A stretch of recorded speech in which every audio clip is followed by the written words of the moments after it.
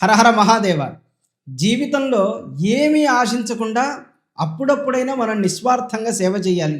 ఎందుకంటే అలా చేసేటువంటి సేవయే నిజానికి మనల్ని ఎప్పుడూ రక్షిస్తుంది. ఎప్పుడు అంటే జన్మ జన్మాలకు కూడా రక్షిస్తుంది. ఈ కాలంలో వెంటనే ఆ మాట చెప్తే ఏమంటారు? ఎప్పుడో దేవుడెరుగు, ఇప్పుడే మనకు వెనకాల పొడుస్తాడండి అని. ఆ మాట నేను ఒప్పుకుంటాను. 100% ఒప్పుకుంటాను. కలియుగంలో స్వయమైన అనుభవాలే అలాంటివి చాలా ఉంటాయి కనుక కాదని అనలేం. అయితే ఒకానొక సందర్భంలోనైనా కనీసం అలా ఉండడానికి ప్రయత్నం చేయాలి. నిస్వార్థ సేవ అంటే ఏమీ ఆశించకపోవడం. వీడికిస్తే మనకి పుణ్యం వస్తుందని ఆశించకూడదు. వీడికిస్తే మనల్నే తిరిగి పొడుస్తాడని కూడా భావించకూడదు. అలా చేయడం కుదురుతుందా అంటే ఒక మనిషిని ఎన్నుకోవాలి. ఎలాగా? వీడు మనల్ని ఏమీ చెయ్యలేడు అనుకున్న చోట మనం సహాయం చేస్తే సంతృప్తి పడతాడనుకున్న చోట సహాయం చేయొచ్చు. చేసేవాడు 100 కారణాలు చెప్తాడు, చెయ్యనివాడు 100 కారణాలు చెప్తాడు. కానీ ఎటు వెళ్ళాలి అనేది మనమే నిశ్చయం చేసుకోవాలి.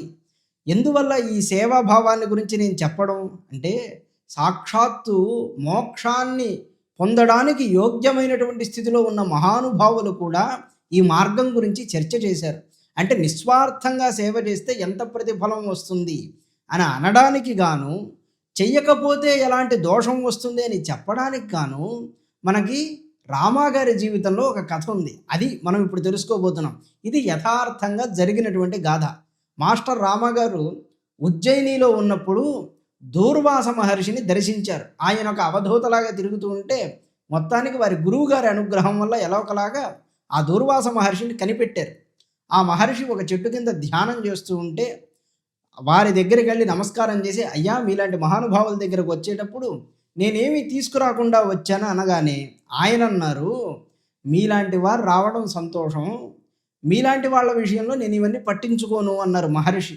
అంటే ఆ మాటకు అర్థం నిస్వార్థంగా సేవ చేసే వారి విషయంలో మహర్షులు అలా ఉంటారు అని చెప్పడం స్వామివారు.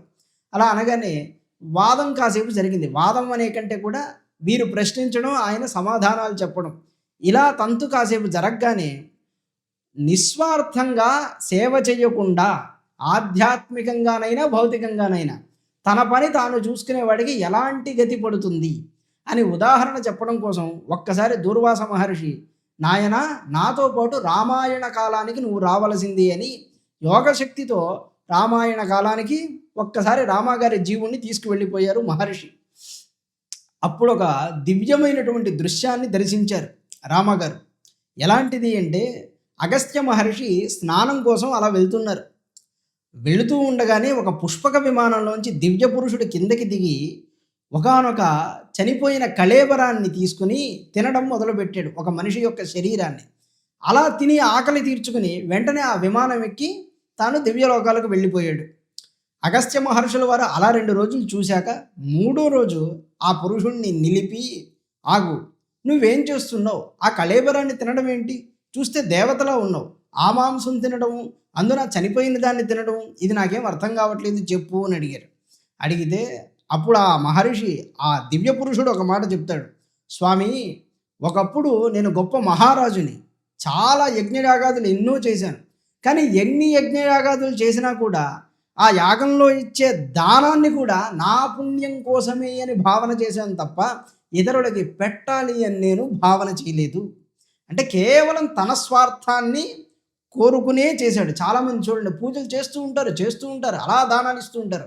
దేనికి అంటే నాకు మంచి జరగాలి, నాకు దోషం పోవాలి, ఈ భావన తప్ప ఇంకొకటికి మేలు చెయ్యాలి. భౌతికంగా పోనీ చిన్న సేవ చేసినా సరే ఇంకొకటికి మేలు చేయాలనే భావం ఉండదు. చేస్తే నాకేం వస్తుంది, విపరీతమైనటువంటి భావం అన్నమాట. ఆ కారణం చేత నేను అలాగే భావన చేసుకుంటూ అంత స్వార్థంగా ఆలోచించి పుణ్యం చేశాను.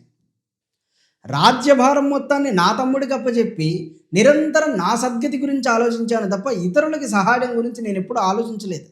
ఆ కారణం చేత నాకు పుణ్యలోకాలు దక్కినప్పటికీ కూడా దేవేంద్రుడు చెప్పినటువంటి మాట, ఎవరికి నువ్వు పట్టేటంత అన్నం నిస్వార్థంగా పెట్టినవాడు కాదు కదా, కనుక నీవు పుణ్యలోకాలకు వచ్చినా సరే నీకు ఆకలి దప్పులు పోకుండా ఉండవు సుమా.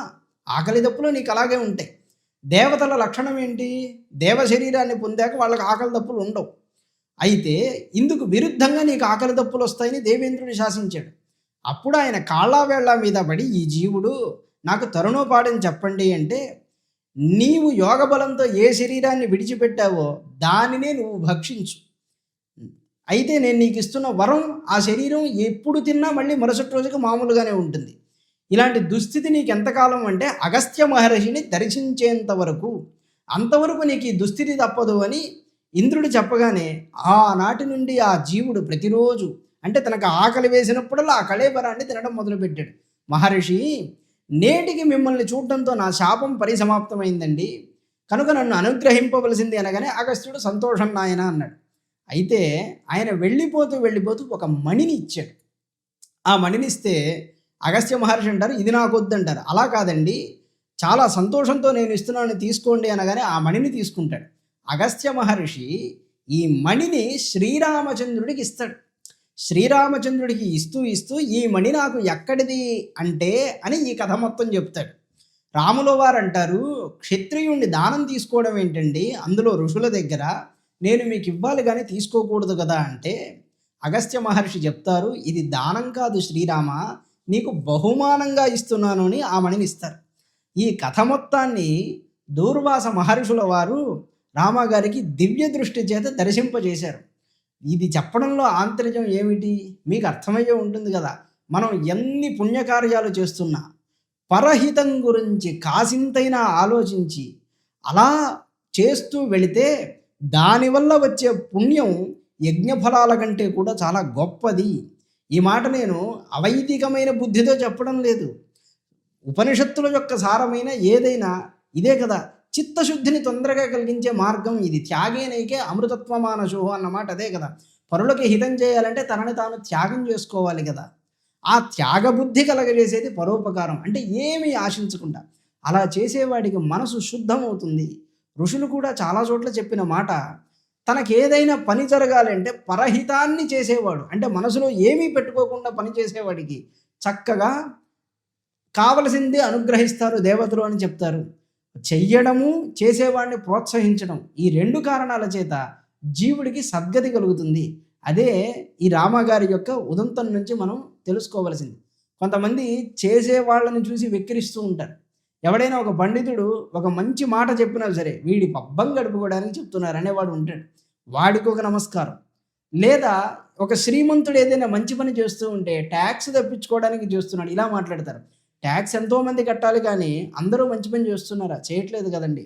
ఆ వ్యక్తే అలా మంచి పని చేస్తున్నాడంటే కాసింతైనా మనం ప్రోత్సహించొద్దు, అది కూడా ఉండదు. అలా ఉండకపోగా తిట్టేటువంటి వాళ్ళు ఉంటారు. వీళ్ళందరికీ నిజానికి స్వార్థపరుడికి వచ్చే పాపమే కలుగుతుంది నిందించినందుకు గాను. అందుచేత మనం జీవితంలో ఉపకారం చేయాలా, అపకారం చేయాలా, నిస్వార్థంగా ఉండాలా, స్వార్థంగా ఉండాలా అనేది మన చేతిలోనే ఉంది. నిశ్చయించుకోవాల్సింది మనమే.